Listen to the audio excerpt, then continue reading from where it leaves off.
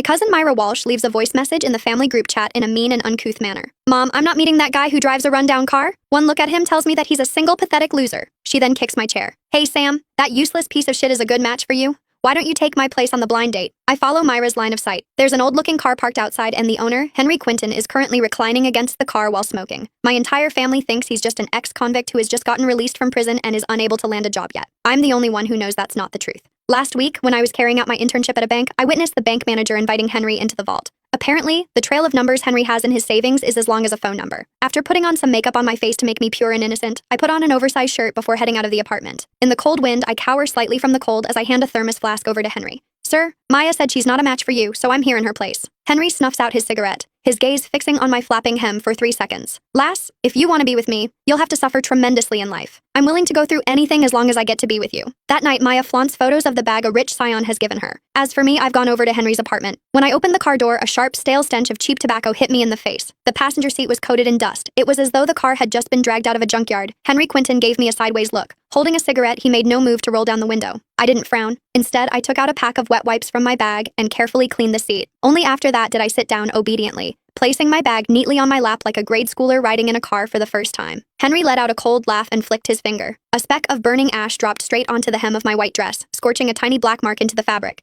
He waited for me to scream, or at least show some disgust, but I only paused for a second. Then I quickly pulled out a tissue, not to wipe my dress, but to brush off his pant leg instead. Mr. Quinton, be careful, I said softly. Don't burn yourself. His hand froze midair, and a flicker of surprise flashed through his eyes. He suddenly slammed his foot on the gas, and the beat-up Geely roared like a tractor. Instead of slowing down over the speed bump, he sped up. The jolt threw me upward, causing my head to knock against the roof. I clenched my teeth and didn't make a sound. Finally, the car stopped at the entrance of a rundown alley in the slums. Dirty water pooled on the ground, and the walls were covered with scrawled ads for fake IDs and drain cleaning services. We're here. Get out. He led me into a tiny, single-story shack barely over 100 square feet. Empty bottles littered the floor, and the air was thick with the smell of mold. The only piece of furniture was a darkened, stained mattress. He pointed at it and commanded, "Sit." Without hesitation, I dropped onto it and reached down to set a fallen bottle upright. With a little cleaning, this place could feel pretty cozy, I said, looking up at him, my smile bright and full of admiration. It faces south, too. Great lighting. Henry said nothing. He turned and shut the door behind him with a sharp click. The atmosphere shifted instantly. He stepped closer, and his tall frame swallowed me in shadow. A gleaming switchblade slammed onto the rickety wooden table beside me.